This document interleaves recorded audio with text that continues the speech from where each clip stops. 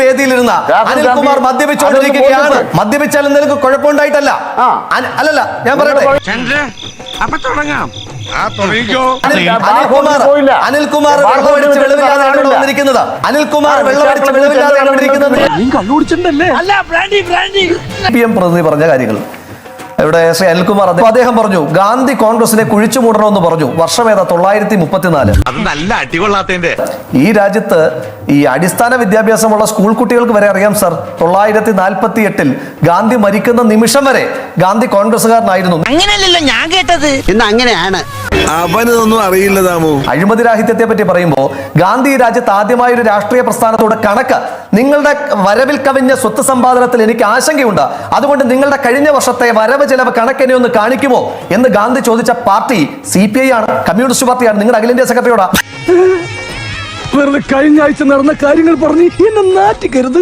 ഗാന്ധിയുടെ quit India സമരത്തെ ഒറ്റുകൊടുക്കുവാൻ ബ്രിട്ടീഷുകാരുടെ കയ്യിൽ നിന്ന് നക്കാപ്പിച്ച പണം അക്കാലഘട്ടത്തിൽ വാങ്ങിയ ആളുകളാണ് ലാവ്ലിൻ പാർട്ടിക്കാരായ നിങ്ങൾ ഓരോരുത്തരും. എന്റെ പറച്ചിനിക്കട മുത്തപ്പ എന്നെ എടുത്തിട്ട് പരീക്ഷിക്കുകയാണോ? തന്നെ പറയുന്നു ഞങ്ങളുടെ സ്ഥാനാർത്ഥിയെ ഞങ്ങളുടെ പാർട്ടി തീരുമാനിക്കും, ഞങ്ങളുടെ സെക്രട്ടറിയും കൺവീനറും തീരുമാനിക്കും. പിന്നെ ഞങ്ങളുടെ സ്ഥാനാർത്ഥിയെ നിങ്ങളാണോ സാർ തീരുമാനിക്കുന്നത്? നിങ്ങൾ അതിനകത്ത് അസ്വസ്ഥപ്പെടുന്നത്? പറഞ്ഞോളൂ. മൂത്രമൊഴിച്ചിട്ട് കാഠ്മണ്ഡുവിലെ നിശാ ക്ലബിൽ ഡാൻസ് ചെയ്യാൻ പോയത് ആരാണ് സർ? എന്റെ അറിവിൽ പിണറായി വിജയൻ, എന്റെ മുഖ്യമന്ത്രി, സംസ്ഥാനത്തിന്റെ മുഖ്യമന്ത്രി അമേരിക്കയിലാണ്, ചികിത്സയ്ക്ക് പോയിരിക്കുകയാണ്. ആ മനുഷ്യനെ പറ്റി താങ്കൾ, ആ പാർട്ടിയുടെ നേതാവായ താങ്കൾ അപഖ്യാതി പറയരുത്. മിണ്ടാതിരുന്നാലും എന്തിനാ ശ്യാമള വെറുതെ മെക്കിട്ട് കയറുന്നത്? നിന്റെ കയ്യിലിരിപ്പതായിരുന്നല്ലോ. നെടുമ്പാശ്ശേരിയിൽ വിമാനത്താവളം ഇപ്പൊ പിണറായി വിജയനൊക്കെ വന്നിറങ്ങുന്നുണ്ടല്ലോ. അമേരിക്കയിൽ പോകാൻ സൗകര്യമുള്ള വിമാനത്താവളം ഉണ്ടല്ലോ. ആ വിമാനത്താവള ലീഡർ കെ കരുണാകരൻ കൊണ്ടുവരുമ്പോ എന്റെ ശവത്തിൽ കൂടി അല്ലാതെ വിമാനം ഇറങ്ങത്തില്ലെന്ന് പറഞ്ഞ എസ് ശർമ്മ പിന്നീട് വിമാനത്താവള അതോറിറ്റിയുടെ ചെയർമാനായിട്ടാണ് നമ്മൾ കാണുന്നത്. നിർത്തി അവമാനിക്കുവാണെന്ന്. ആരാണ് നിശാ ക്ലബിൽ പോയത്? ഞാൻ പറഞ്ഞു, രാഹുൽ ഗാന്ധിയാണ്. ഞാൻ പറഞ്ഞു നിശാ ക്യാമ്പ് ആണോ ഹാഷ്മി? 24 ആണോ ഹാഷ്മി? ഈശ്വര, ഇതൊക്കെ എന്റെ തലയിലാവൂല്ലോ. വിവാഹത്തിന് പോയി. നിശാ ക്യാമ്പാണോ സർ? കാഠ്മണ്ഡുവിൽ വിവാഹത്തിന് പോയി. ഒരു വിവാഹ പാർട്ടി അത്രേ ഉള്ളൂ. നിശാ ക്യാമ്പ് എന്നാണോ വിളിക്കുന്നത്? വിവാഹ പാർട്ടി അത്രേ ഉള്ളൂ. വിവാഹ പാർട്ടി അത്രേ ഉള്ളൂ. അതൊന്നും എനിക്കറിയാൻ മേല. ഇങ്ങനെ എന്തെങ്കിലുമൊക്കെ പറയുമ്പോഴേ എന്റെ മനസ്സിനൊരു സന്തോഷം ഉണ്ടാവും. നിന്റെ ചാട്ട എങ്ങോട്ടാണെന്നൊക്കെ എനിക്ക് മനസ്സിലാവുന്നുണ്ട്.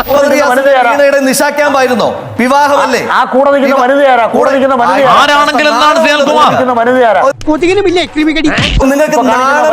നിങ്ങൾക്ക് ഇവനെയൊക്കെ ആരാണ് അവിടെ പിടിച്ചിരുത്തിക്കുന്നത്? എന്താണ് ഇങ്ങനെ പറയുന്നത്? എന്ത് ലിംഗസമത്വം? ഏത് കാലത്ത് ജീവിക്കുന്ന ആളാണ്? ഇങ്ങനെ നാറാനൊരു ചങ്കൂറ്റം വേണം കേട്ടാ. സ്ത്രീ ആരായാൽ എന്താണ്? CPM മോറൽ പോലീസിംഗ് തുടങ്ങിയോ? കണ്ണിൽ മഞ്ഞയാണ് സാർ, താങ്കൾക്ക് മഞ്ഞപ്പിത്തമാണ് സാർ. പിന്നെന്തിനാണെന്ന് ചോദിക്കുന്നത്? രാഹുലിന്റെ കൂടെ നിൽക്കുന്ന സ്ത്രീ ആരാണ്? ആ സ്ത്രീ ആരായാൽ CPM എന്താണ്? CPM-ന്റെ രാഷ്ട്രീയത്തിൽ രാഹുലിന്റെ കൂടെ നിൽക്കുന്ന സ്ത്രീ ആരായാൽ എന്താണ്? ഇവനൊന്നും നാട്ടിനൊരു ലൈസൻസ് ഇല്ലാതായ താങ്കൾ ഒരു വനിതയോടൊപ്പം ഒരാളെ കാണുമ്പോൾ ഇങ്ങനെയാണോ സംസാരിക്കുന്നത്? എന്ത് ലിംഗബോധമാണ് സാർ നിങ്ങൾക്ക്?